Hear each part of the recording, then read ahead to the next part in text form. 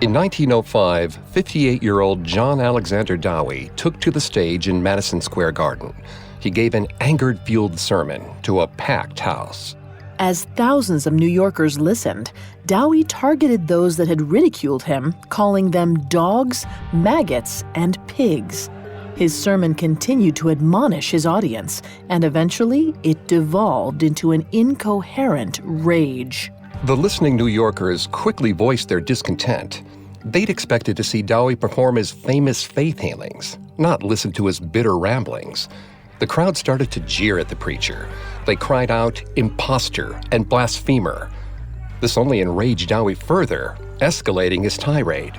Fed up, droves of people left the venue mid-service. Dowie, used to having complete authority over his followers, demanded that they bar the building's doors. If they wouldn't listen voluntarily, he would force them to. This was a terrible decision. In their desperation to leave the enclosed space, the audience members nearly broke into a riot. Concerned about their safety, the NYPD put a stop to Dowie's service and escorted the angry preacher off the stage. Dowie's behavior was a sign of things to come. His calamitous New York City performance would ultimately mark the beginning of the end for his movement.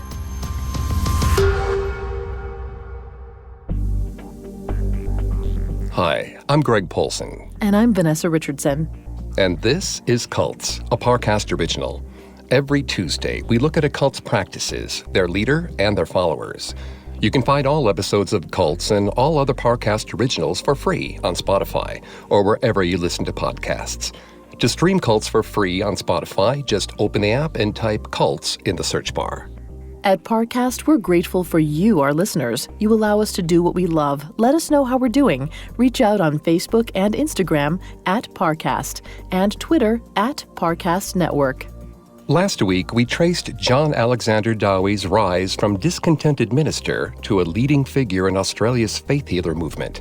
We also covered his early dislike of authority figures and how this character trait led Dowie to establish his own movement, called the Divine Healing Association. This week, we'll follow Dowie's move to the United States and the fruition of Zion, the supposedly godly city he founded.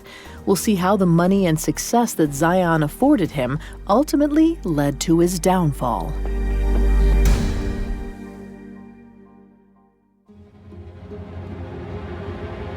In June of 1888, 41-year-old John Dowie, his wife Jeannie Dowie, and their two children, Esther and Gladstone, arrived in San Francisco, California. Dowie had built a name for himself in Australia as the founder of the International Divine Healing Association. Through this spiritual movement, he preached against the evils of modern medicine and maintained that prayer was the only cure to illness. But moderate success was not enough for the ambitious preacher. He had a vision of a golden city where God's rules would govern. Dowie was convinced that his utopia would only be possible in the United States. Thus, on arriving in America, Dowie wasted no time in taking advantage of its many opportunities. He set up shop at the Palace Hotel in San Francisco. Within the first week, he drew a large number of Christian Scientists, a growing movement in the U.S. that similarly shunned medicine and held faith healing as a cornerstone belief. However, the Christian Scientists were more interested in debating with Dowie than joining his group. This exasperated the notoriously impatient preacher. He demanded that they either join his church or stop wasting his time. Uninterested, the Christian Scientists soon abandoned him. This experience taught Dowie that it was futile to find followers that had already been evangelized by similar groups. They were more likely to question him than be mesmerized by his dramatic healings. As a result, Dowie decided to target disillusioned Protestants instead. In his services to Protestant audiences, Dowie touted written testimonials from people he claimed to have healed. However, since the people behind these testimonials supposedly lived too far away to attend services, they could neither corroborate nor refute Dowie's claims. This made his healing powers difficult to disprove. Despite his guileful efforts, Dowie's tactics only won him a moderate following of a couple of dozen people. this wasn't nearly enough to convince his skeptics. So Dowie realized he needed to change up his repertoire. He decided to give people a show, something reminiscent of the performance that had roused his parishioners in Australia into a frenzy, earning him the nickname Dr. Dowie. In late June of 1888, after only a couple of weeks in San Francisco, the opportunity for Dowie to exercise his showmanship skills finally arrived. It came in the form of an elderly woman in crutches. Elizabeth Brown hobbled into the Palace Hotel and approached the pastor. She explained that doctors had told her she needed surgery on her ankle, but she refused to go under the knife. She then claimed that she was willing to accept God if he rescued her foot from amputation. Dowie was delighted with the challenge. In front of an eager crowd, he prayed over her. When he sensed that she was ready, he laid his hands on her ankle. After a few more minutes of prayer, Elizabeth rose to her feet. She claimed the pain was gone and cried, "Doctor, I am healed! I am healed!" As Elizabeth paraded around the crowd, everyone was amazed. They had finally seen what Dr. Dowie was capable of doing, and the show wasn't over. In a final, crowd-pleasing moment, Dowie stopped Elizabeth as she was about to leave. After a dramatic pause, he pointed out that she had forgotten to take her crutches with her. Just as he'd anticipated, Elizabeth announced that he could keep them. She had no use for them anymore. At that, the crowd went wild. Vanessa's going to take over on the psychology here and throughout the episode. Please note, Vanessa is not a licensed psychologist or psychiatrist, but she has done a lot of research for this show. Thanks, Greg. This episode with Elizabeth was a carefully orchestrated ruse built to encourage cult conversion syndrome. Psychiatry professor Dr. John Clark Jr. describes this phenomenon as a trance-like state caused by an overload of the brain's ability to process information, which results in heightened suggestibility. Dowie's awe-inspiring performances overwhelmed his audience's senses, leaving them poised to believe anything he preached. Healing Elizabeth garnered Dowie's ministry the attention he craved. He tried to build upon it to grow his following. However, Californians turned out to be a lot harder to convert than he had imagined. Dowie soon realized that he'd have to change his strategy again if he was to make his dream of establishing a utopia a reality. In a contradictory move, Dowie began to bring doctors and ministers to his sermons. At his prompting, they vouched for the cures Dowie claimed. Their presence acted to validate his assertions that his Divine Healing Association would supersede modern medicine and rival ministries. However, by 1889, the men 42-year-old Dowie had claimed were titled professionals were exposed as frauds. People began to notice that they made repeated appearances in Dowie's services under different aliases.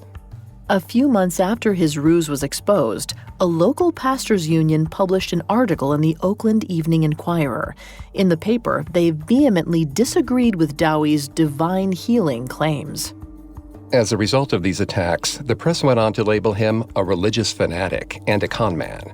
Dowie, never one to take criticism well, lashed out against his critics during sermons. He accused them of only caring for dollars and dimes rather than scripture. His series of inflammatory speeches only alienated him further from the few churches that supported him.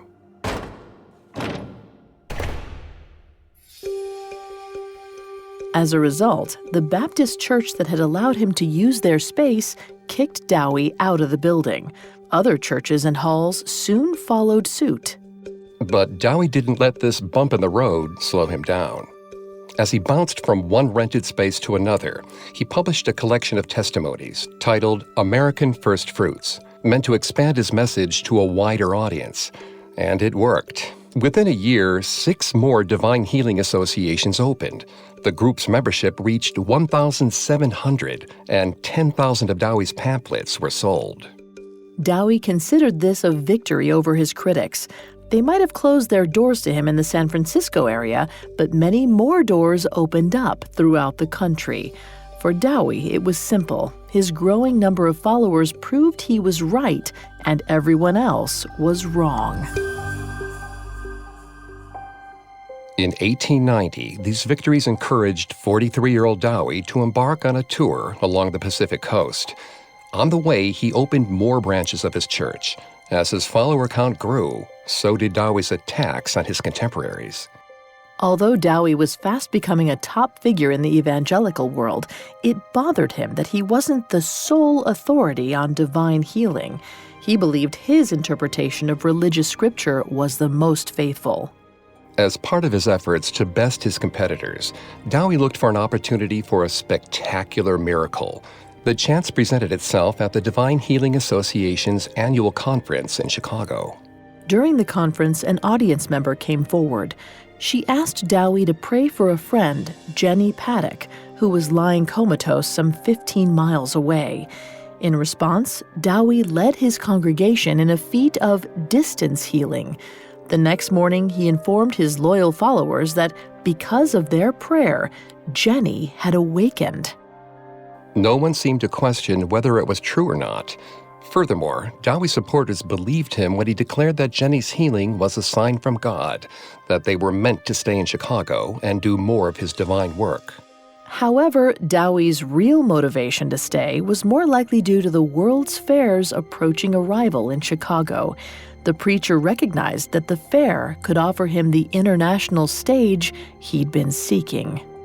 Dowie was ready for his largest audience yet, ready for the millions of potential new followers to arrive. Coming up, Dowie goes head-to-head with the city of Chicago. And now, back to the story. After 2 years of moderate success on the West Coast, 43-year-old John Dowie and his Divine Healing Association took their recruiting efforts east. In October of 1890, he made the move to Chicago, Illinois. The eccentric preacher was immediately received with skepticism. The Chicago Tribune announced Dowie's arrival and described his miracle healings as a mode of treatment practiced by con men and the insane. The public slight didn't faze him. Dowie, along with the rest of the city, was abuzz with excitement over the World's Fair. Dowie knew he had to be ready when the world's attention turned to Chicago. To that end, for the next 2 years, Dowie and the Chicago branch of the Divine Healing Association began to raise money to erect the international headquarters of their movement. They wanted it to be located close enough to the planned location of the World's Fair that people would mistake it for one of the attractions. However, a plot of land near the fair was hot real estate, its cost in the thousands.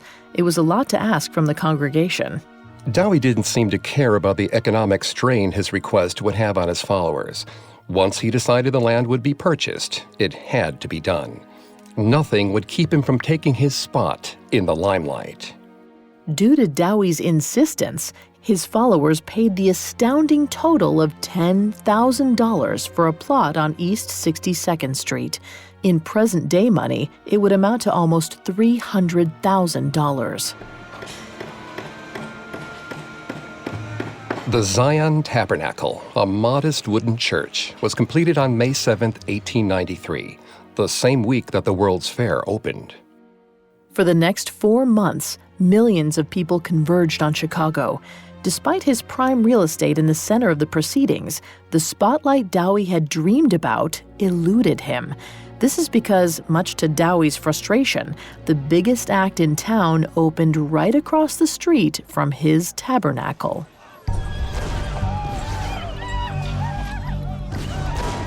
Buffalo Bill and his Wild West show attracted hordes of visitors. Few noticed Dowie's unimpressive structure, which looked like a shack compared to the building across the street. Dowie bitterly condemned the city for being too busy drinking from the polluted cup of the Vanity Fair. His tabernacle's lackluster reception meant that he was relieved when the festivities ended in October 1893, as winter arrived and snow blanketed the city. Despite the frost, Zion Tabernacle stayed open, and Dowie continued to perform his miracle healings for the few that braved the freezing temperatures. After a few months, his tenacity paid off. By the spring of 1894, the 47-year-old preacher saw his crowds once again rise to over 100 people. Many showed up to see the tabernacle's walls, which were decorated with abandoned crutches, braces, and medicine bottles. The congregants stared in awe at the items that seemingly proved Dowie's godlike curing abilities and his superiority to the evil medical institutions he sought to expunge. In early April 1894, Dowie got the spotlight chance he'd been waiting for. The niece of the famous Buffalo Bill, the man who had robbed Dowie of his limelight, came to him for help. Sadie Cody had suffered a spinal injury during the fair. As a result, she felt as though her body was crumbling. After meeting with Dowie, Sadie went back to her family fully recovered and convinced that her life had been saved by the miracle of faith healing. She became an immediate and ardent supporter, praising Dowie's abilities to all who would listen. The news of Buffalo Bill's niece and her cure at Dowie's hands made waves throughout Chicago. Soon, the number of parishioners at Zion Tabernacle swelled to over 1,000. Dowie could not have asked for a better result.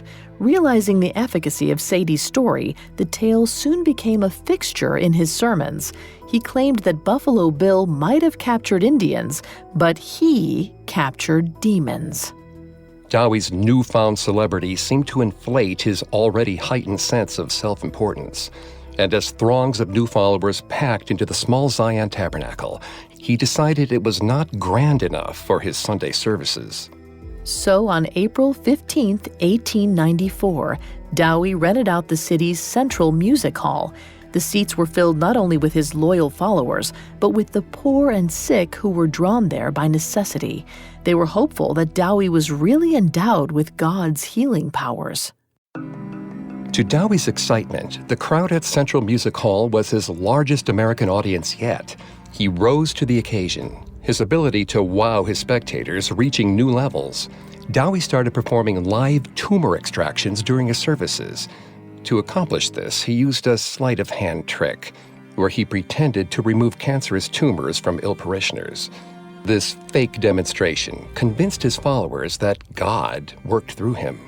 Research from Dr. Sharon K. Farber, an NYU psychotherapist, explains why Dowie's falsity was so effective with his followers.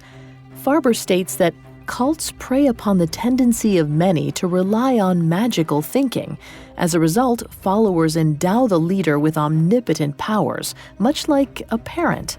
And in turn, the leader, who tends to be a person with a sense of self-esteem so damaged that he requires adoration, becomes addicted to his ruse. By the same token, Dowie's followers appeared to be looking for an all-powerful figure in him. By delivering the certainty they sought with his artificial demonstrations, Dowie received what he always wanted: complete authority over his congregation. Dowie believed that his need for power wasn't self-serving. Rather, he thought that he was on a mission greater than himself, one to restore society back to ancient biblical times when God dictated the only law. By May 1894, Dowie and his Divine Healing Association could hardly keep up with the amount of people that flocked to him seeking his miracle touch. That's when Dowie dreamt up the idea of healing homes.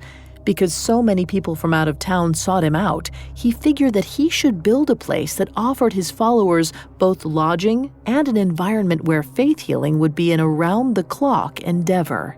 To that end, Dowie bought a 2-story hotel and dubbed it Divine Healing Home No. 1. Due to demand, 2 more healing homes quickly followed. Over the next few months, all the beds of his healing homes filled up. As a result, Dowie was constantly at work praying over the sick. His efforts paid off. The homes were an instant success. But in typical Dowie form, it wasn't enough to satisfy him. He wanted an even greater following. So in August 1894, he unveiled Zion Publishing House. He made sure the published details of his doctrine of divine healing reached every corner of the world. He boasted that wherever the holy dove goes, there the seed is dropped. The seeds of Zion were spread far and wide with resounding success. Within 3 years, 750,000 copies circled annually. Dowie refused to settle for anything less than a worldwide following, and for a moment, it seemed possible. As Dowie's publication grew, it gained him droves of new followers who flocked to Chicago. Soon, the city was overrun with thousands of new devotees. The outspoken preacher quickly became a local celebrity and a staple in the papers. But with increased recognition came greater scrutiny. Eventually, Dowie and his popular healing homes came under fire from the media. The press called Dowie a charlatan who was robbing his followers of their money. They also argued that he grew wealthy from the city's recent outbreak of smallpox, filling his healing homes with those struck by the disease. One article in the Chicago Tribune claimed that the homes were not as effective as Dowie would have everyone believe. It stated that he hid their high fatality rates. The article's suggestions were so grievous that it garnered the attention of the Illinois State Board of Health. And then in January 1895, 48-year-old Dowie was arrested for unlawfully practicing medicine. Dowie mocked his arrest, saying, "I, who am fighting medicine and have never touched it, am to be prosecuted for practicing medicine without a license?" Fortunately for Dowie, the city had no case, so he was quickly released. However, his words spurred the board to create an ordinance specifically aimed at putting him out of business. They ruled that no hospitals could operate without a permit. As a result, all of Dowie's healing homes became illegal. Since criticism always brought out the worst in him, Dowie went on the offensive. In April of 1895, he published an article titled "Doctors, Drugs, and Devils." In it, he called doctors demons of medicine, monsters, and surgical butchers. His words instigated an all-out war with the state medical board. An undercover police officer, likely tipped off by members of the board, discovered that despite state orders, Dowie continued to operate his healing homes. So in June 1895, he was arrested for a second time for violating the hospital ordinance. Nevertheless, Dowie remained defiant. He was no stranger to fighting local officials and getting arrested for it. Back in Australia, he had fought city government officials and won droves of new followers in the process.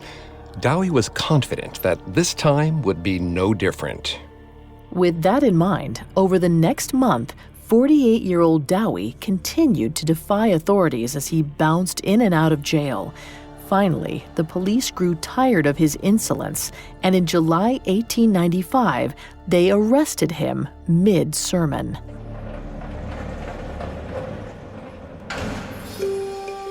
This was a grievous error. Interrupting a church sermon was seen by many as a step too far. Even the Tribune, a vocal Dowie critic, noted that the city was now overdoing the Dowie business. As for Dowie himself, the minute he sensed the tide was turning in his favor, he took the Board of Medicine to court and asked the jury to reevaluate the validity of the hospital ordinance. In December, the County Superior Court revoked the hospital law. Dowie was overjoyed. He'd taken on the bureaucracy and won. With this new victory under his belt, Dowie felt confident that he was ready to take his congregation further. After all, the Divine Healing Association was far too small for his growing self-importance. His instincts would soon prove to be right. In the next chapter of his life, Dowie would reach the heights of a god. Coming up, Dowie's dream utopia becomes a reality. Now, the conclusion to the story. In 1895, 49-year-old John Dowie had grown his congregation in Chicago from a couple hundred followers to over 2,000. Despite his success, he envisioned an even greater organization.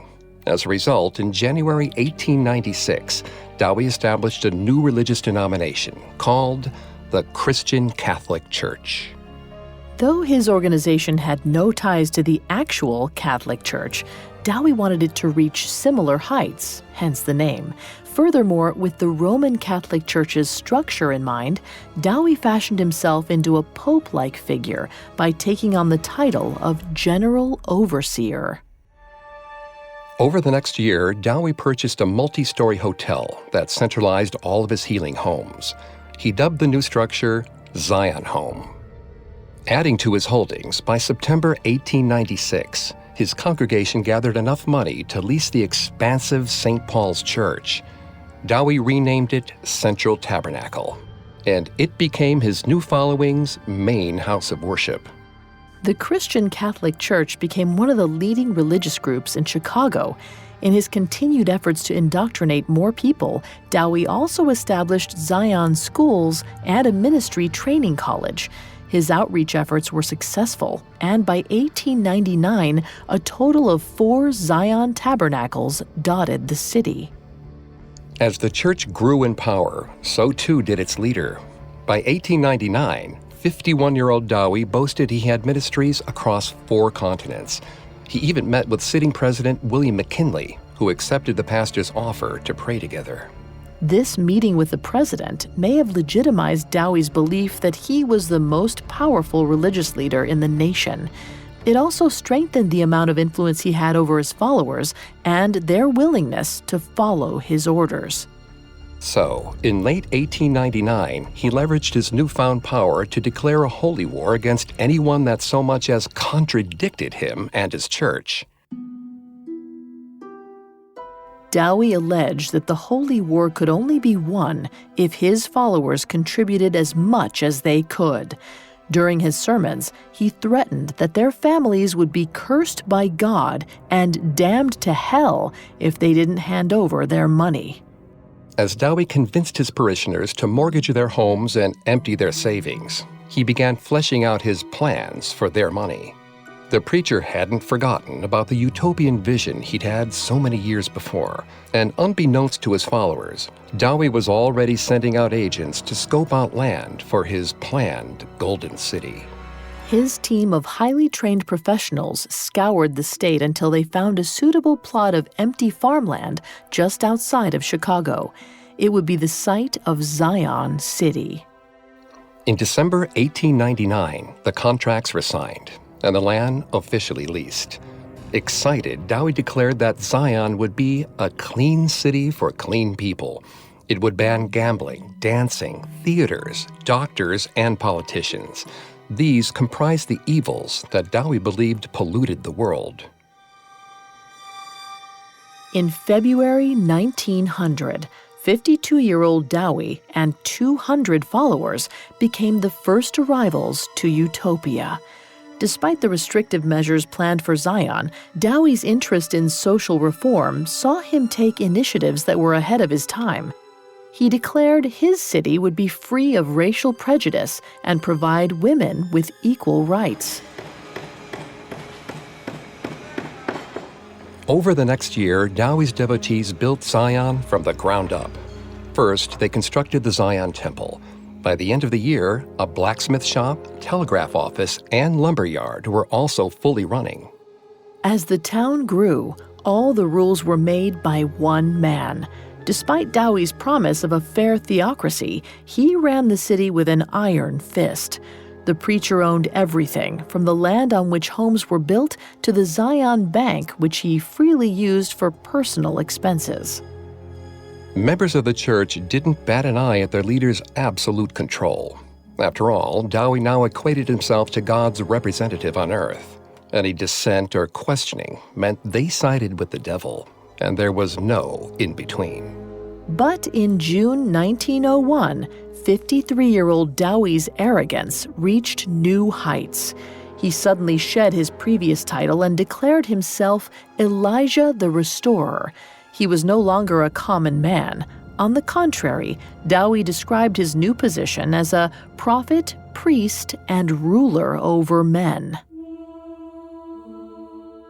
He stated that he needed this new title because the second coming of Christ was imminent. The seriousness of the occasion meant that anyone who refused to acknowledge him as their prophet would be summarily expelled from Zion. Psychoanalyst Nancy McWilliams describes this behavior as characteristic of a megalomaniac.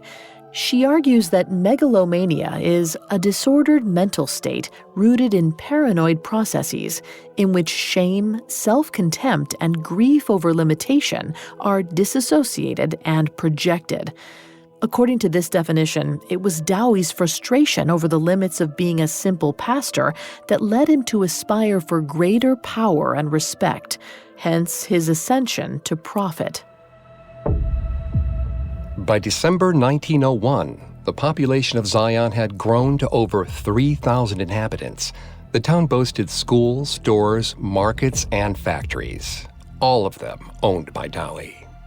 Meanwhile, Dowie's taste for luxury had grown.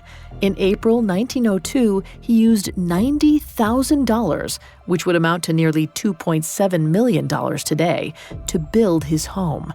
It was an opulent 3-story mansion with 20 rooms. This was a ridiculous expense given that the average wage in Zion City was under $400 per week in present-day figures. By this time, the entire Dowie family also enjoyed the luxuries Zion provided.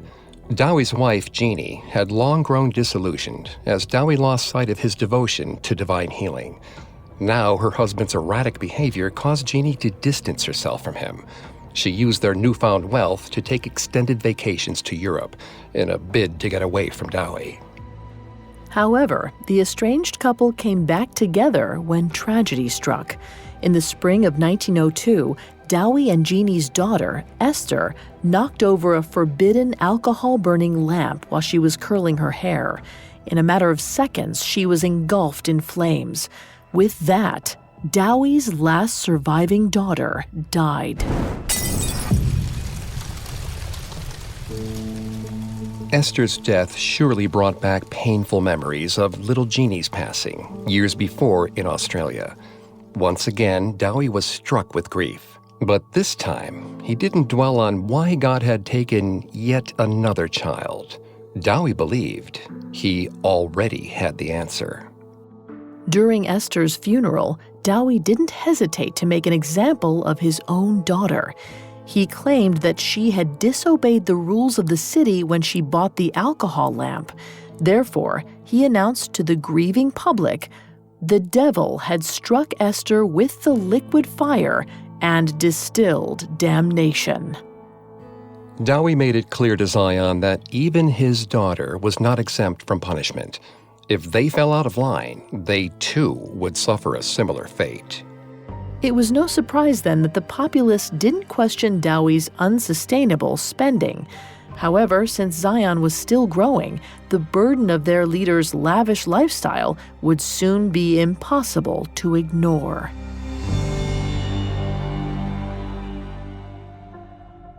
The first person to reveal the flaws of the supposed utopia was James Monroe Buckley, a newspaper editor with the New York Christian Advocate and vocal critic of Dowie.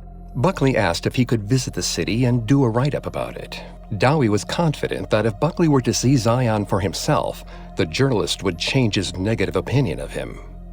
After a pleasant exchange between the two men at a tour of Zion, Dowie was sure he'd gained Buckley's respect.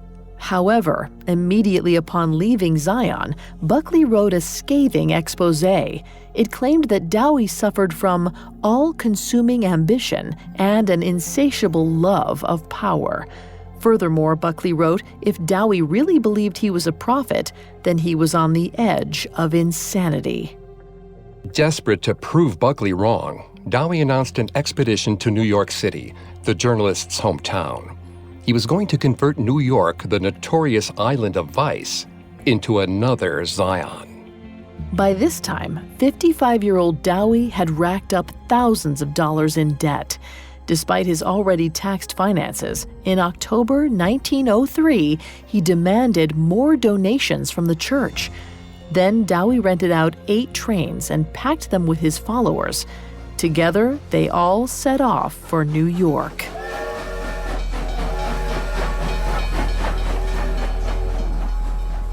Upon arrival in New York City, the Zion citizens were easy to spot. They wore leather satchels and greeted everyone with the line, "Peace to thee," as they scoured every borough of the city for converts.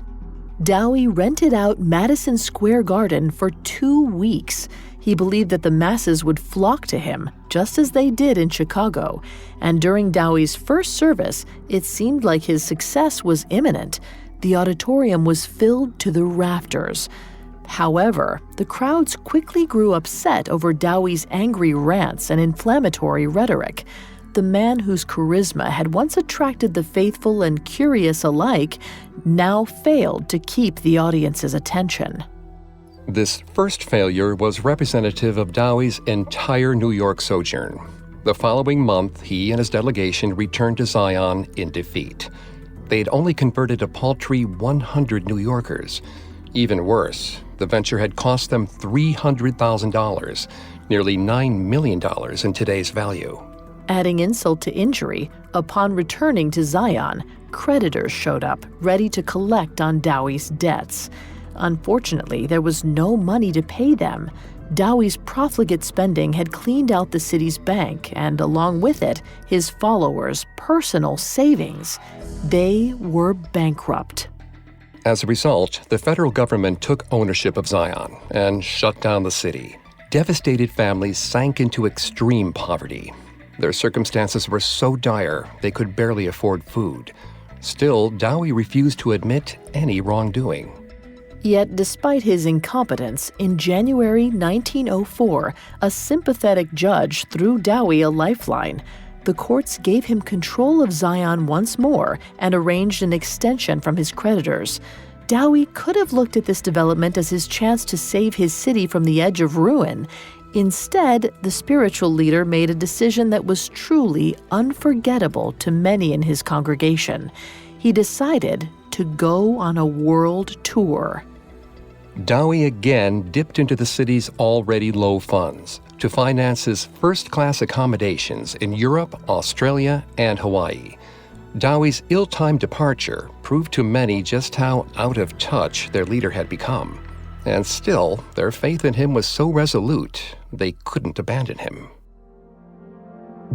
57-year-old Dowie took their continued allegiance as tacit approval of his actions, and by 1905, he escalated his behavior, becoming even more erratic.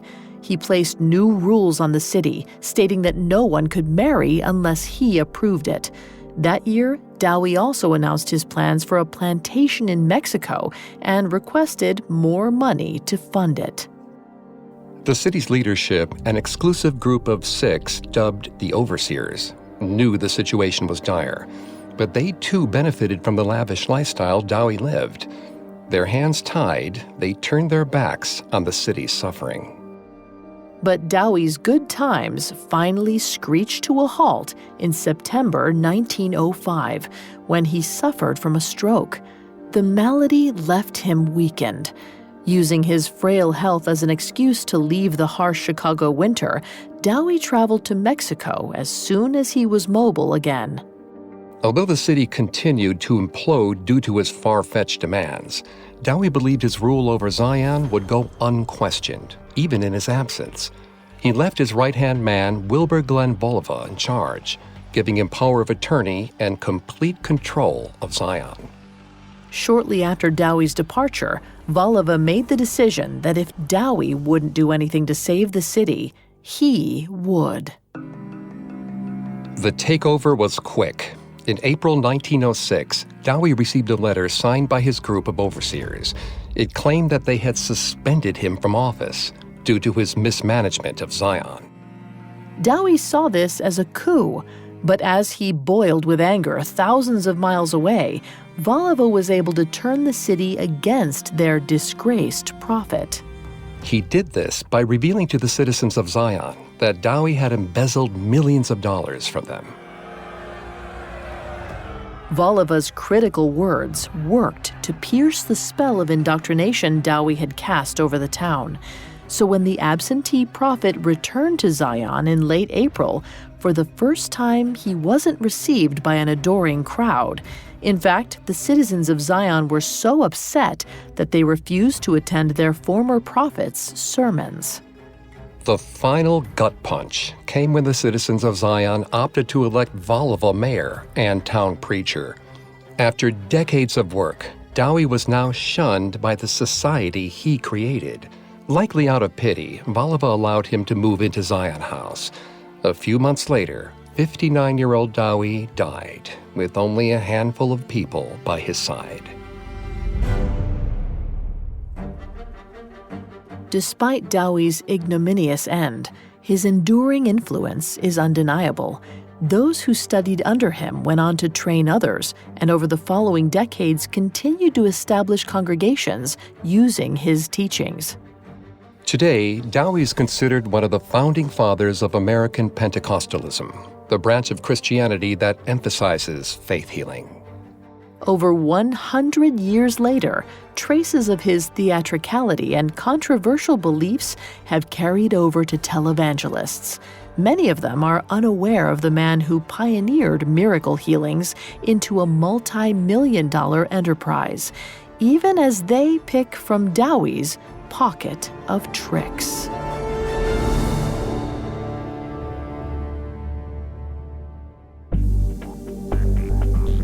Thanks again for tuning into Cults. We'll be back next week with a new episode. You can find all episodes of Cults and all other Parcast originals for free on Spotify. Not only does Spotify already have all your favorite music, but now Spotify's making it easy for you to enjoy all of your favorite Parcast originals, like Cults, for free, from your phone, desktop, or smart speaker. To stream Cults on Spotify, just open the app and type Cults in the search bar. And don't forget to follow us on Facebook and Instagram at Parcast and Twitter at Parcast Network. We'll see you next time. Cults was created by Max Cutler and is a Parcast Studios original. Executive producers include Max and Ron Cutler, sound design by Trent Williamson, with production assistance by Ron Shapiro, Carly Madden, and Freddie Beckley.